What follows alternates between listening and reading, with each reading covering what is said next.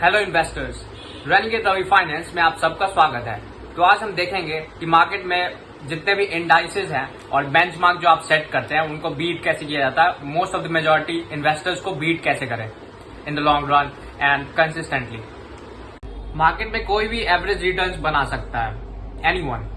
Just invest in index fund जो कि indices को ट्रैक करते हैं, जैसे निफ्टी 50 में इन्वेस्ट कर रहे हैं तो थोड़ा थोड़ा हर एक प्रोपोर्शन के हिसाब से जितना उसमें वेटेज है, जैसे रिलायंस का 7% वेटेज है, एचडीएफसी का 4% एज एग्जाम्पल, तो उस हिसाब से उस प्रोपोर्शन में इन्वेस्ट करते हैं इंडेक्स फंड्स।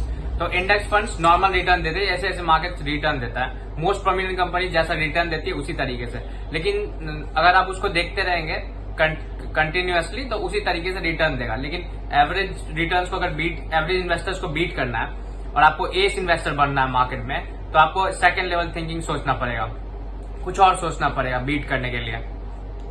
मार्केट को बीट करना मैटर करता है, लेकिन उतना ही मैटर करता है लिमिट को, रिस्क को लिमिट करना।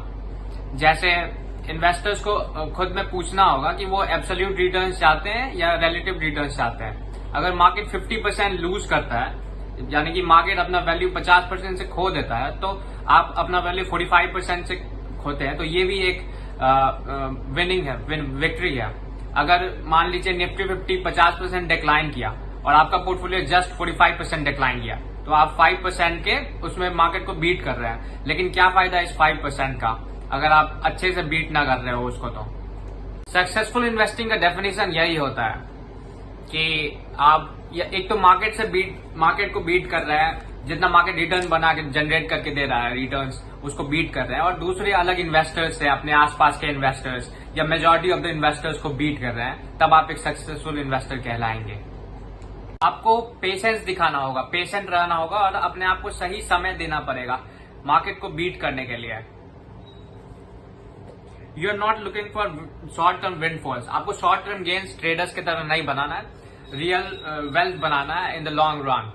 आप हमेशा अपने आप को पेशेंट रखें, जब भी मार्केट नीचे जाए तो आप बाय करें इस उम्मीद में, क्योंकि एक डायलॉग है मार्केट में कि इंसान हो या मार्केट, जाना ऊपर ही है। भले ही शॉर्ट टर्म में मार्केट में वोलेटिलिटी ऐसे ऐसे अप डाउन करे, लेकिन in the long run markets अपने आप को एफिशिएंट दिखा देता है। शॉर्ट टर्म में बहुत इनएफिशिएंट है मार्केट, शॉर्ट टर्म साइकोलॉजीज और ग्रीड और फियर पे चलता है, but in the long run markets stock prices जो है रिवेन्यूज और प्रॉफिट से अलाइन करने लगते हैं। आपको सुपीरियर रिटर्न्स पाने के लिए या तो आपके पास अच्छा लक होना चाहिए और या तो आपके पास अच्छा इनसाइट्स होना चाहिए, जो कि अलग अलग इन्वेस्टर्स के पास नहीं है। अगर मार्केट को कंटिन्यूअसली बीट करना है कंसिस्टेंटली, तो आपको सिर्फ लक नहीं काम आएगा, बल्कि अलग इनसाइट आएगा, better than superior and most of the investors out there.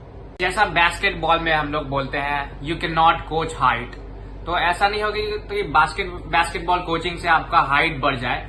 वैसे ही मार्केट में होता है कि इनसाइट जो होता है, जो अंदर का इंस्टिंक्ट होता है, इनर इंस्टिंक्ट, वो आपको कभी नहीं दूसरा बंदा सिखा पाएगा। वो आपको खुद अपने परिश्रम से जानना पड़ेगा कि मार्केट में कैसे हम दूसरे को बीट करें। कुछ लोग दूसरों से अच्छा इन्वेस्टिंग समझते हैं। बेंजामिन ग्राहम के शब्दों में कहें तो ट्रेस ऑफ विजडम इसे कहते हैं। सभी लोग प्रॉफिट बनाना चाहते हैं। इकोनॉमिक्स का जो कोर बिलीफ है that everyone wants for the profit motive.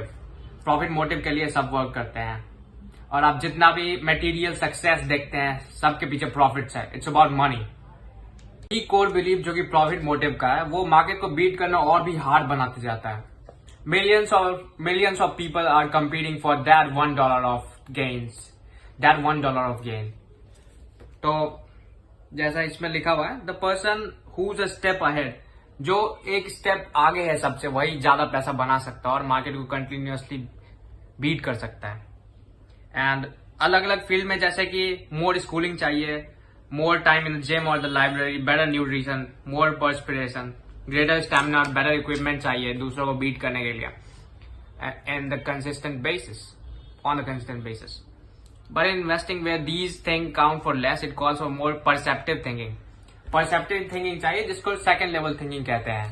अगर आपको एक अच्छा इन्वेस्टर बनना है तो आप कोर्सेज कर सकते हैं फाइनेंस, अकाउंटिंग में, इन्वेस्टमेंट्स पे, और रीड कर सकते हैं बहुत सारा बुक्स जो कि एस इन्वेस्टर्स के द्वारा लिखा गया है, जैसे Benjamin Graham, Peter Lynch and then Jeremy Siegel, and Warren Buffett, Charlie Munger. These kind of books you can read, and आप मेंटरिंग ले सकते हैं जिसके बाद अच्छा इनसाइट्स है मार्केट में, अच्छा एक्सपीरियंस है और superior insight, intuition, sense of value and awareness of psychology that are required for consistently above average results. Doing so requires second level thinking. हम लोग थोड़ा देर में देखते हैं कि second level thinking क्या होता है. ऐसा याद रखिए कि आपका इन्वेस्टिंग में गोल होना चाहिए कि आप एवरेज इन्वेस्टर से ज्यादा अच्छा परफॉर्म करें. Thus your thinking has to be better than others, but more powerful and at a higher level, since other investors must be smart, well informed and highly computerized. जो अलग अलग investors हैं वो smart होंगे, highly computerised होंगे, लेकिन आपको उसमें एज पाना है कि आपके पास क्या एज है जो कि दूसरों के पास नहीं है. You have to react differently and behave differently. In short, being right may be necessary. Being right सही होता है, नेसेसरी होता है, जरूरी होता है, ये आपका सही होना. But it won't be sufficient. You must be more right than others. सभी लोग सही होंगे लेकिन आपको सबसे ज्यादा सही होना है अगर आपको उनको बीट करना, अगर आपको पूरे मार्केट इंडेक्स को बीट करना, अपने बेंचमार्क को बीट करना है. तो चलिए देखते हैं कि first level thinking and second level thinking में क्या डिफरेंस होते हैं. तो फर्स्ट लेवल थिंकिंग जहां एक और कहता है कि ये अच्छा कंपनी है, चलो इसे बाय करते हैं, चलो इसे खरीद लेते हैं, मतलब इसका स्टॉक खरीद लेते हैं. एंड सेकंड लेवल थिंकिंग उसी समय बोलता है कि ये एक अच्छा कंपनी है लेकिन लोगों को लगता है ये बहुत अच्छा कंपनी है, तो चलो इसको सेल करते हैं क्योंकि स्टॉक जो है ओवर प्राइस्ड और ओवर रेटेड हो चुका है.